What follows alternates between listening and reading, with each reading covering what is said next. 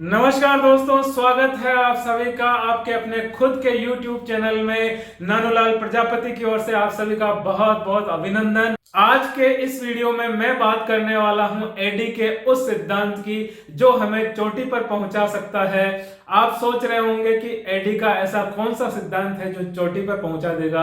आप हैरान होंगे और उत्सुक भी होंगे, लेकिन दोस्तों ये सत्य है। मैं एक ऐसे सिद्धांत की बात करने वाला हूं जो वास्तव में एडी का सिद्धांत है और हमें चोटी तक यानी शिखर तक पहुंचाने में मदद कर सकता है। हमारे हर एक उस काम को, चाहे वो छोटा काम हो या बड़ा काम हो या कोई इवेंट हो, उस काम को शीर्ष तक पहुंचाने के लिए एक सिद्धांत है, वो काम करता है। उसे एडी के सिद्धांत के नाम से जाना जाता है।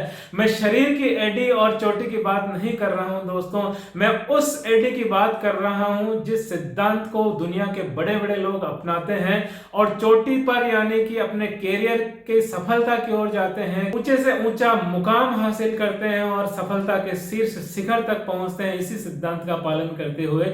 तो आप अब और ज्यादा उत्सुक हो गए होंगे कि ऐसा कौन सा एडी का सिद्धांत है। आप जानने के लिए उत्सुक हो रहे हैं जरूर, तो बने रहिए मेरे चैनल में, मेरे साथ में और लगातार देखते रहिए। मेरा निवेदन है कि अगर अभी तक आपने इस चैनल को सब्सक्राइब नहीं किया है तो सब्सक्राइब जरूर कर दीजिए, बेल आइकन भी साथ में दबाइए ताकि आपको नोटिफिकेशन मिलता रहे। तो आइए चर्चा करते हैं एडी के उस अनूठे सिद्धांत की जिसे हर एक व्यक्ति अपनाते हुए अपने साधारण से काम को बड़े अंजाम तक पहुंचा सकता है, हर छोटे और बड़े काम को सफलता के शीर्ष शिखर तक पहुंचाने में सहयोग ले सकता है। एडी अंग्रेजी का एक शब्द है जिसे अंग्रेजी शब्दावली के 5 वर्णों से मिलाकर बनाया गया है। इसमें 5 अंग्रेजी के वर्ण हैं, जिसमें सबसे पहला है ए, दूसरा डी और तीसरा भी डी, चौथा आई और पांचवा ई। इस तरह से A double D I E, ADDIE यानी कि एडी जिस सिद्धांत की हम बात कर रहे हैं। आप समझ गए होंगे कि मैं शरीर की एडी या पांव की एडी की बात नहीं कर रहा हूं, मैं अंग्रेजी से बने हुए इस शब्द की बात कर रहा हूं, ए डबल डी आई ई। तो ये पांचों जो वर्ण है इनका भी अलग अलग अर्थ है। ये एक शॉर्ट नाम है, 5 अलग अलग शब्दों से बना हुआ है। तो वो 5 शब्द क्या है जो हमें हमारे काम को बेहतर बनाने में मदद करेंगे, उसको हम इस एडी के सिद्धांत के माध्यम से आज समझने की कोशिश करते हैं। एडी में जो 5 वर्ण हैं उनमें सबसे पहले वर्ण ए का मतलब है एनालिसिस यानी कि विश्लेषण। हम किसी भी काम को शुरुआत करते हैं, चाहे वो छोटा काम हो या बड़ा काम हो, तो उसका हमें पहले अच्छे से विश्लेषण कर लेना चाहिए, एनालिसिस कर लेना चाहिए कि इस काम का करने का उद्देश्य क्या है, हमें क्यों ये काम करना चाहिए, इस काम को करना भी चाहिए या नहीं करना चाहिए, इस काम को कहाँ करना चाहिए, किन लोगों का सहयोग लेना चाहिए, इसमें क्या लागत आएगी, क्या संसाधन जुटाए जाएंगे। इन सब बातों का अच्छे से पहले एनालिसिस यानी कि विश्लेषण अगर हम कर लेते हैं तो हमें उस काम को सफलता की जो दर है उसको बढ़ाने में मदद मिल जाती है। अगर विश्लेषण करते हुए हम ये सोच लें अच्छे से कि हम जो भी काम कर रहे हैं उसकी उपयोगिता क्या है, उसका महत्व क्या है, उसकी सफलता की दर क्या है, इन सब बातों को काम शुरू करने से पहले ही अगर हम अच्छे से सोच लें, समझ लें, तो हमें इस तरह का जो एनालिसिस है वो हमारे काम को और ज्यादा गति देने में या सफल बनाने में बहुत ही महत्वपूर्ण साबित होता है। एडी का दूसरा वर्ण है डी, जिससे डिजाइन शब्द बनता है। डिजाइन यानी कि संरचना। किसी भी काम को शुरुआत करने से पहले उसकी पूरी संरचना तैयार कर लेना, यानी कि उसका पूरा खाका तैयार कर लेना। एक तरह से ये कहेंगे कि उसका पूरा नियोजन या प्लानिंग कर लेना। और प्लानिंग ही नहीं, माइक्रो प्लानिंग की बात भी इस डिजाइन में या संरचना के बिंदु में शामिल होती है। कहते हैं कि एक कम बुद्धि वाला व्यक्ति भी अगर उसके पास प्लान है उसके काम का, वो एक बहुत ही बुद्धिमान व्यक्ति को पीछे छोड़ सकता है जिसके पास अपने काम का प्लान नहीं है। तो इस प्लानिंग का बहुत ही महत्व है हमारे काम की सफलता को बढ़ाने में। एक अच्छा प्लान किसी भी कार्य को आगे बढ़ाने में, गति देने में या सफलता की तरफ ले जाने में बहुत ही महत्वपूर्ण होता है। किसी भी कार्य को बेहतरीन बनाने के लिए उस प्लान में अगर कहीं बदलाव की भी गुंजाइश हो तो उसमें कहां लचीलापन रखना है ये भी हमें समझने की जरूरत है। कई बार हम जो प्लान सोच के चलते हैं उस प्लान के मुताबिक हम काम नहीं कर पाते हैं, तो उसके बाद में हमारे लिए प्लान बी क्या होगा या प्लान 2 क्या होगा, वो तैयारी भी इसी बिंदु में हम शामिल करते हैं। इस तरह से अगर हम पूरी तैयारी कर लेते हैं तो हमारे कार्य में सफलता की जो दर है वो कई गुना बढ़ जाती है। एडी के सिद्धांत का तीसरा पहलू है डेवलपमेंट यानी कि विकास।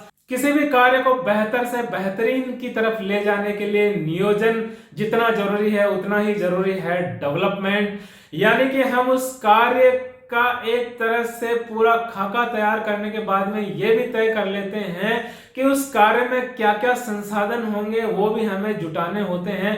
ये संसाधन मानवीय संसाधन हो सकते हैं, भौतिक संसाधन हो सकते हैं, वित्तीय संसाधन हो सकते हैं। किसी भी तरह का संसाधन एक कार्य को बेहतर बनाने के लिए बहुत जरूरी है। इसमें हम ये सोच सकते हैं कि हमने जो कार्य तय किया उस कार्य में कौन लोग जुटेंगे, किन लोगों के माध्यम से ये कार्य पूरा किया जाएगा, इंफ्रास्ट्रक्चर क्या होगा, कार्यालय की जरूरत होगी या ऑफिस की जरूरत होगी, कहां बैठ के किस लोकेशन में ये काम किया जाएगा। इस तरह से भौतिक संसाधनों की भी इसमें हमें तैयारी करनी होती है। साथ साथ वित्तीय संसाधन बहुत ही ज्यादा महत्वपूर्ण है। अगर किसी भी कार्य को करने के लिए हमें वित्त की जरूरत है, पैसे की जरूरत है, तो वो पैसा कहां से आएगा, कितना पैसा हमें खर्च करना है, कब खर्च करना है, किस तरह से उसकी प्रक्रिया क्या होगी, उसमें पारदर्शिता कितनी होगी, किस तरह से लोगों को वो पैसा दिया जाएगा, उसके पैसा दिया जाने के बाद में उसके बदले में किस तरह से उसका खर्चा लिया जाएगा या उसका हिसाब किताब लिया जाएगा। ये सारी बातें डेवलपमेंट के बिंदु में शामिल होती है।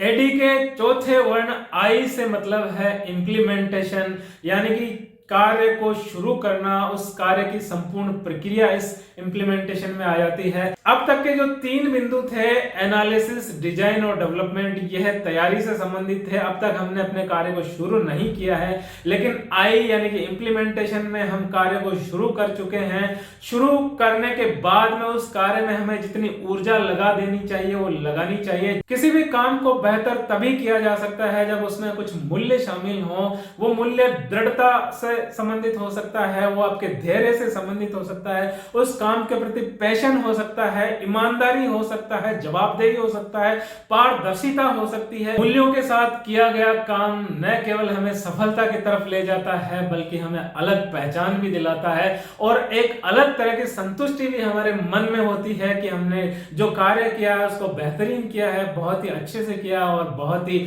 अच्छे मूल्यों के साथ किया, तो एक तरह से संतुष्टि भी हमें मिलती है। एडी शब्द का अंतिम और 5वां वर्ण है ई से यहां मतलब है इवेल्युएशन यानी कि मूल्यांकन। अब तक हमने जिन 4 वर्णों की या 4 घटकों की बात करी है उनमें से पहले 3 घटकों में हमने काम शुरू करने से पहले तैयारी की बात करी और चौथे में हमने उस काम को पूरा करने की बात करी, उस कार्य की प्रक्रिया की बात करी और 5वां है काम समाप्ति के बाद का घटक। एडी का सिद्धांत यह कहता है कि किसी भी काम को पूरा करने के बाद में उसको छोड़ना नहीं है। उसके अंदर ये जो अंतिम घटक है ये बहुत ही महत्वपूर्ण घटक है।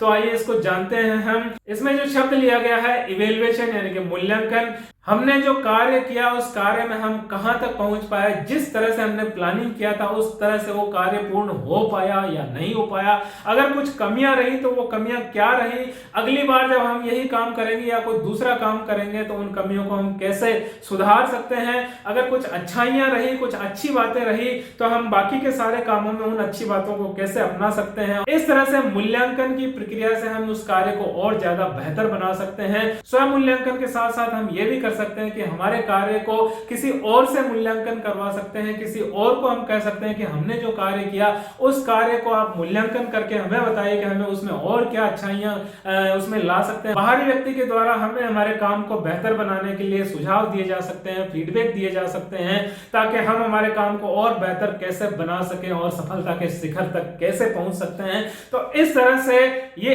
एडी यानी कि ADDIE एडी का सिद्धांत, एडी का मॉड्यूल हमें चोटी तक यानी कि शीर्ष तक पहुंचाने में मदद करता है। अब आप समझ गए होंगे कि किस तरह से एडी का सिद्धांत हमें चोटी तक ले जाएगा या ले जा सकता है। एडी के 5 जो घटक है वो महत्वपूर्ण है, एक दूसरे से जुड़े हुए हैं।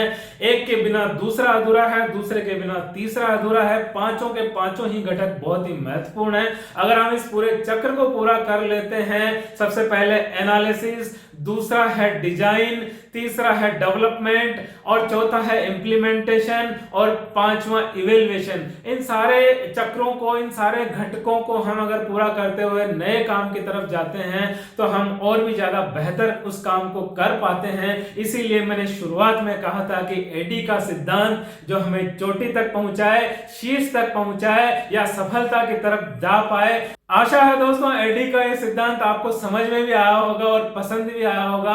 एडी के सिद्धांत के पांचों घटकों को अपनाते हुए आप अपने हर काम, चाहे वो छोटा काम हो या बड़ा काम हो, उसमें सफलता प्राप्त कर सकते हैं, उसमें शीर्ष तक पहुंच सकते हैं, अपनी एक अलग पहचान बना सकते हैं। तो इसके लिए मेरी आप सभी को बहुत बहुत शुभकामनाएं और धन्यवाद मेरे साथ बने रहने के लिए, मुझे स्नेह देने के लिए, आपका आशीर्वाद देने के लिए। और मेरा एक बार फिर से आप लोगों से निवेदन है कि अगर अभी तक आपने चैनल को सब्सक्राइब नहीं किया है तो चैनल को सब्सक्राइब जरूर कर दीजिए। वीडियो के नीचे सब्सक्राइब का बटन है, बेल आइकन भी है जो आपको जरूर दबाना है ताकि वीडियो का नोटिफिकेशन आप तक पहुंच जाए। आज के लिए इतना ही दोस्तों, फिर मिलते हैं नए वीडियो में नई जानकारी के साथ। तब तक के लिए नमस्कार, जय हिंद, जय भारत।